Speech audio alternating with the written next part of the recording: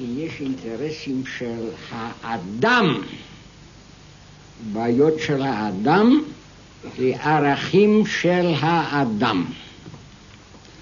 ובמידה שהאדם שייך לעם מסוים, זה גורלו, כן, שהוא בן עם מסוים, ושייכותו לעם הזה היא חלק מתוכנו האנושי, אז גם העם נעשה נושא של תכנים ערכיים.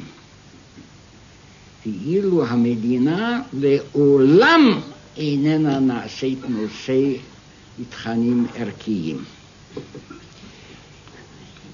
אלא היא לעולם נשארת בגדר אמצעי הדרוש לסיפוק צרכים ואינטרסים.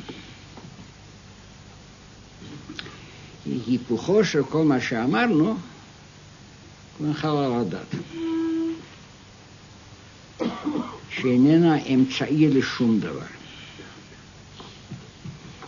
אלא בשביל האדם הדתי היא עצמה הערך. ולכן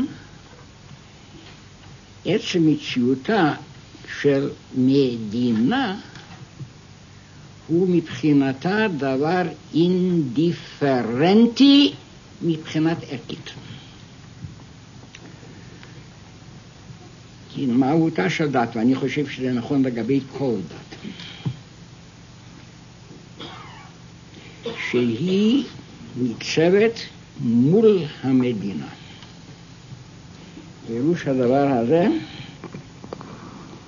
שהפרדת הדת והמדינה איננה פרוגרמה פוליטית, אלא זהו רעיון מרכזי, לפי פונדמנטלי וחיוני בשביל הדת. דת שאין הפרדה בינה ובין המנגנון הנקרא מדינה. ואני חוזר, מדגיש את הדבר הזה. מדינה בשבילי אינה אלא מנגנון בלבד. לא שום תוכן ערכי. אם הדת נכללת תחום טיפולה של המנגנון הזה, היא עבודה. ואני יכול לספר לכם, שאני אספר את זה גם הערב שם במקום אחר, אבל הדבר הזה הוא מעניין. לפני,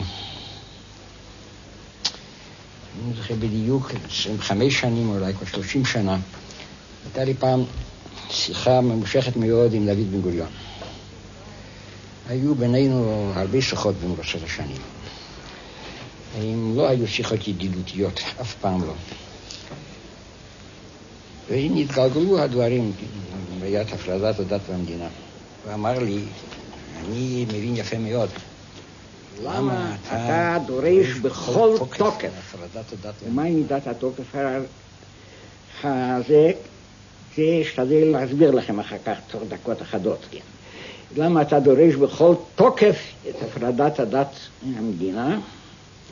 אתה מתכוון לכך שדת ישראל תהיה גורם עצמאי, להיות גורם עצמאי אשר כל שלטון מדיני יהודי יצטרך להתמודד עמו. ולכן אני לעולם לא אסכים להפרדת הדת מהמדינה. אני רוצה, ועכשיו שימו לב יפה, אני זוכר את המילים האלה, אני גם פרסמתי את זה אחר כך. אני רוצה שהמדינה תחזיק את הדת בידה. אני רוצה שהמדינה תחזיק את הדת בידה. בידה.